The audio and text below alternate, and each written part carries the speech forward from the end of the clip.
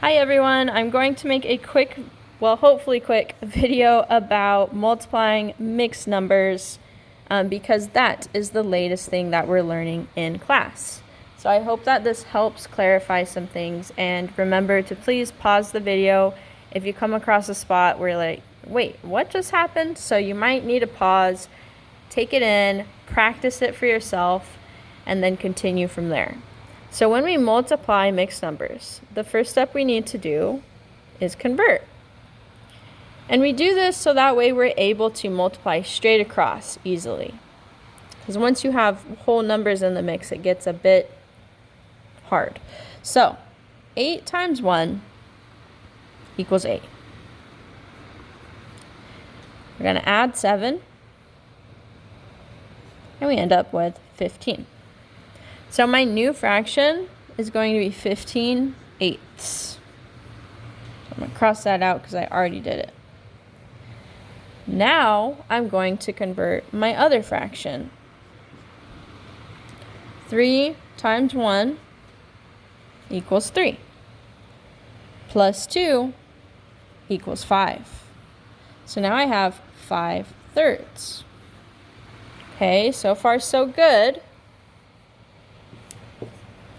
And I will also, I've also posted another video that kind of clarifies how to make a mixed number into an improper fraction. I uploaded it a couple days ago, so please check that out if you're confused on how I made 1 whole and 7/8 into 15 eighths. Please check out that video. So now that I have converted them into improper fractions, I can easily multiply across. Okay, so let's make standard algorithm 15 times 5. 5 times 5 is 25. 5 times 1 is 5. Plus 2 is 7. I have 75. So let's make 75. Awesome. Now, 8 times 3. Hopefully you know your 8s. That's 24. Okay, so now I have 75 24ths. Now we kind of run into a problem here because 75 is larger than 24. That means I have more than 1 whole in this fraction here. That is why it's called improper, or you might have heard it called a fraction greater than a whole, because this is greater than 1 whole. So let's figure out how many wholes are hidden inside of 75 24ths. And we'll do this by using division. So let's do 75 divided by, that's what the line means, divided by 24. Okay? One of the great things about fractions that you can already do is you know your denominator is not changing. So just bring it right on over. Okay? Now let's figure out how many holes are hidden within here. And we need to divide. So my students who have been working with me know we need to make a think box before we do anything else. So we're just figuring out the multiples of 24 until we get really close to 75, but not over it.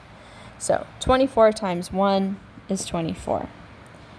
Now what I could do is just add 24 again to figure out how much times 2 is. So now I've got 48. Now I'm going to do it again.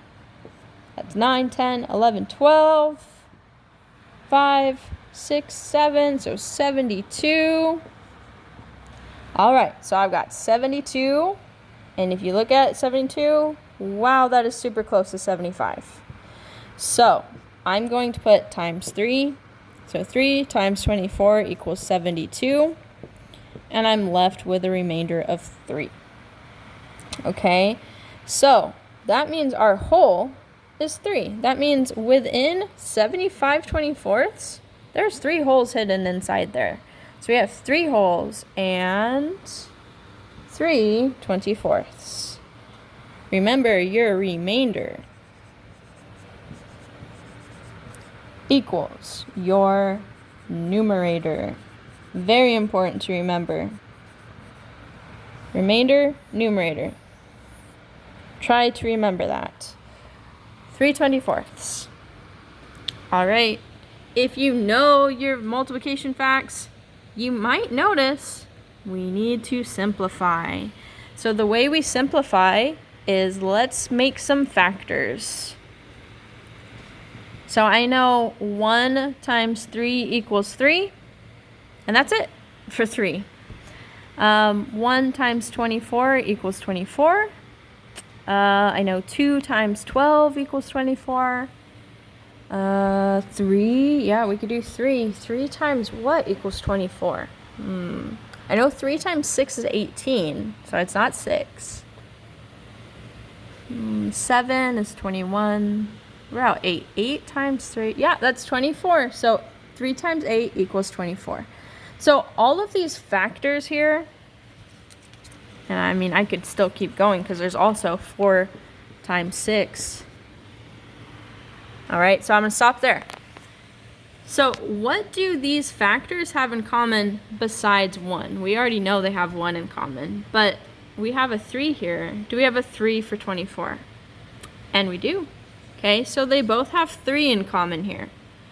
So let's divide this by 3/3 to make it into an equivalent but simplified fraction. So 3 divided by 3 equals 1. 24 divided by 3 equals 8. So my new fraction is 3 wholes and 1/8.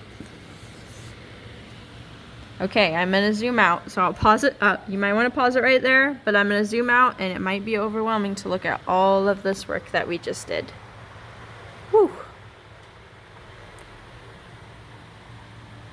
Okay, so take that in.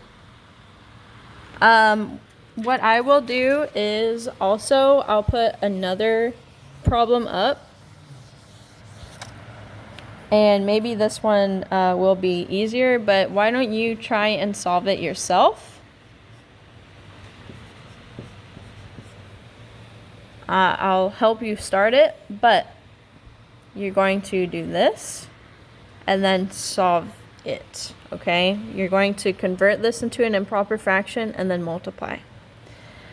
Go ahead and pause it right now so you can try to do this.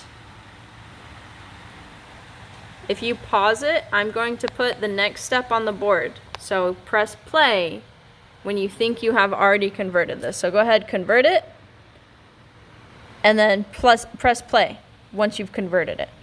All right, here we go. 5 times 2 is 10, plus 1 is 11.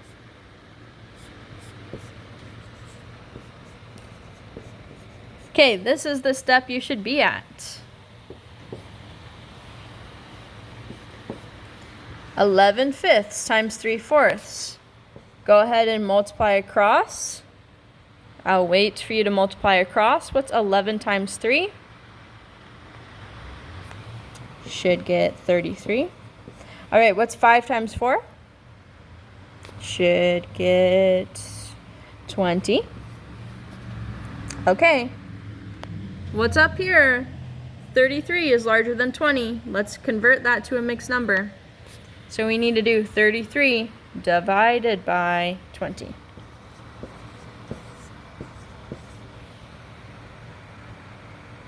Make your think box.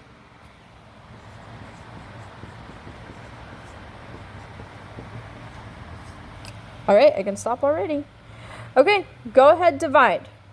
Press pause. I want you to go ahead and try that. 33 divided by 20. Go ahead, try that out.